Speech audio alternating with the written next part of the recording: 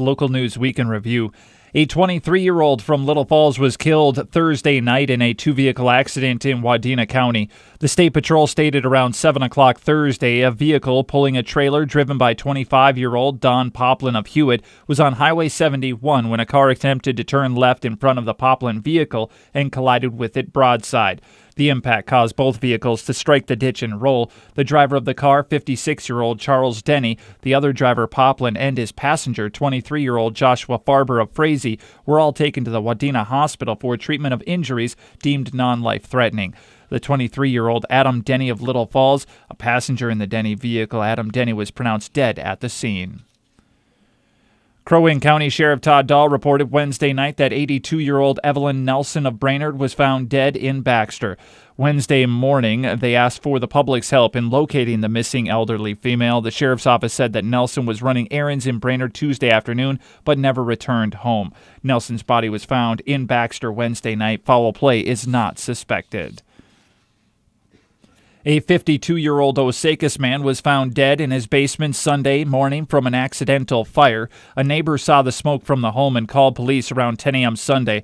Russell Baker was found inside the home and pronounced dead. Preliminary reports stated a lit cigarette is being blamed for the fire. Autopsy results are still pending on Baker, but foul play is not suspected.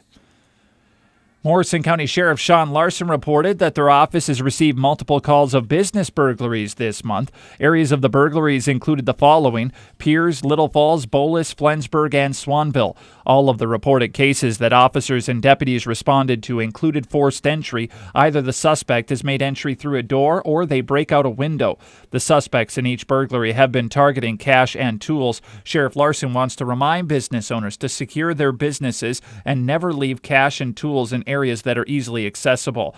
Residents are encouraged to call the sheriff's office if they see any suspicious people or vehicles near businesses after normal business hours. Sheriff Larson states that these cases are still under investigation. Any tips from the public would be greatly appreciated. Please call the Morrison County Sheriff's Office at 632-9233 if you have information that would assist the investigation. Fire crews from 4 agencies battled a grass fire south of Pillager Sunday night from the warm and windy conditions. Pillager firefighters were joined by Camp Ripley along with DNR offices from Little Falls and Bacchus. The fire started around 9 o'clock last Sunday night near Rosing Hill south of Pillager. 4 acres of property were burned, but no structures were damaged. It's believed the fire started from a dead tree that fell on a power line. There were no injuries.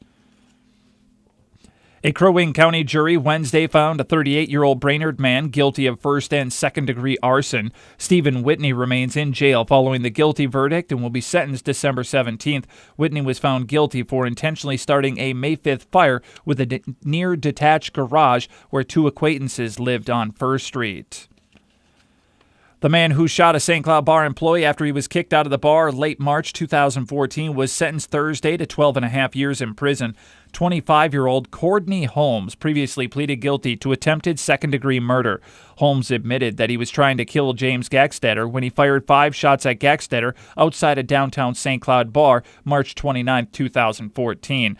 Gackstetter was hit 3 times, twice in the stomach and once in a finger. He survived the shooting. Stearns County District Court Judge Andrew Pearson sentenced Holmes in accordance with the terms of a plea agreement. With credit for the time already served, Holmes will face no more than an additional 10 years, 10.5 months in prison.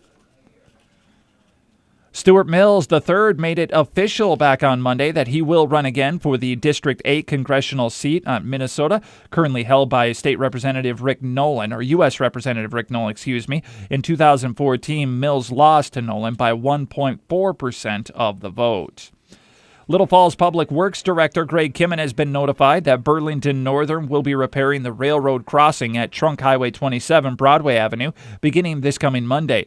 Traffic will be redirected along Paul Larson Memorial Drive to the 9th Avenue crossing. Motorists should watch for the detour signs. The work will take around 1 week to complete and begin at 5 a.m. this coming Monday.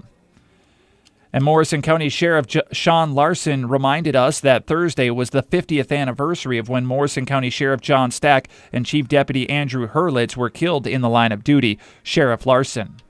Sheriff John Stack and Chief Deputy Andrew Hurlitz's heroism and service will be honored today and every day moving forward.